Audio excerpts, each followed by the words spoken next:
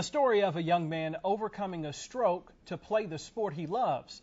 Plus, a look into the weekend of sports. 41 NBC's Dustin Wilson joins us now with this week's Sports Spotlight.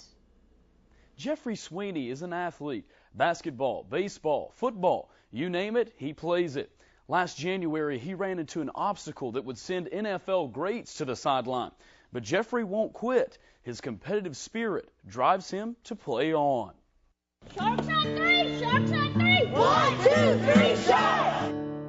Well, it brought a lot of changes to our family. Me and his dad are actually divorced, and we're actually back, we all have come together as a family to take care of him. We come pretty close to losing Jeffrey, so it was a hard time. Last January, 15-year-old Jeffrey Sweeney had a stroke caused by a rare condition called fibromuscular dysplasia.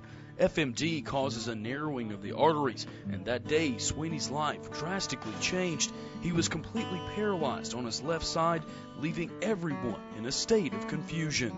All I know is my life went from very healthy, athletic, and fit to sitting around on the couch, playing on the computer, watching TV. Then Tanya Sweeney found a glimpse of hope after hearing about a group of kids in Houston County playing sports in wheelchairs.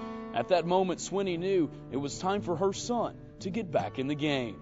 I seen Jeffrey smile again because he was back. He's very competitive, so Jeffrey started smiling again. Jeffrey brought experience in organized sports to the Sharks team, something most of his teammates didn't have. Like, it just makes, because I'm in high school, and it makes you feel like you're a part of a team atmosphere like a football player would have. The Sharks compete in basketball, football, and handball, and recently won the JV state championship in handball.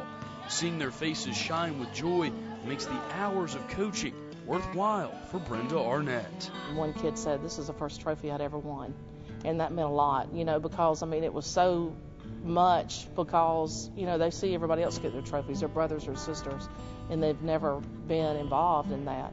And they've learned to come together as a team. It's just awesome. Although Jeffrey may never strap on football pads or step into the batter's box again, his will to compete, to win, is stronger than ever. Well, I'm a competitor.